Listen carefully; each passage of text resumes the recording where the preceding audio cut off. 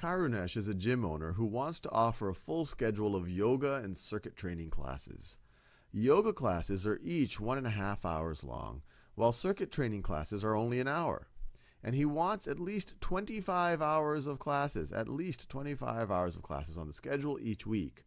All of his instructors are paid $35 per class. So it doesn't matter whether it's an hour-and-a-half yoga class or a 1-hour circuit training class. But Karunesh doesn't want to spend more than $1,000, does not want to spend more than $1,000 per week on salaries. Which of the following falls within Karunesh's guidelines for the weekly schedule? So we can just go through these choices. We can say, okay, which of these meet the at least 25 hours of classes, but then don't break the bank, don't cost more than $1,000. So this first one right over here, 3 yoga classes at an hour-and-a-half each. Well, this is going to be 4.5 hours here, plus 19 hours. Each circuit training class is an hour. So plus 19 hours is going to get you to 23.5 hours. So that doesn't get us to at least 25 hours of classes. So we can rule that out. Now let's see, 10 yoga classes and 12 circuit training classes. 10 yoga classes at an hour-and-a-half each, that's going to be 15 hours, plus the 12 circuit training classes. That does get us to 27 hours.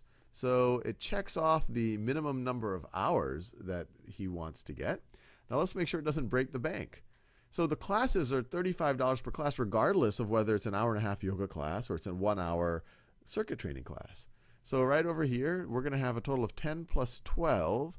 So there's going to be 22 classes times $35 per class. And what is this going to be?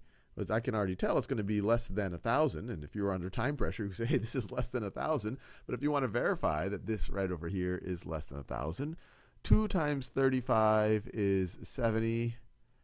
And then 20 times 35 is 700.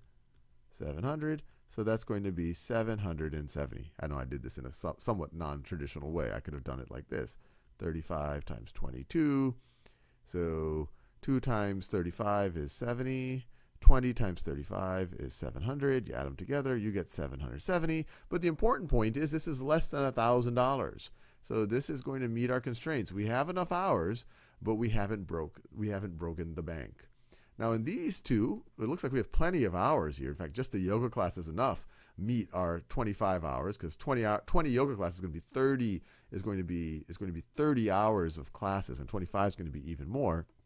But I would suspect that these are going to break the bank. And if you look at this, is going to be 32 classes at $35 per class. Yep, that's going to be over $1,000. And this one I said this is going to be 31 classes, and so this is probably going to be over $1,000 as well.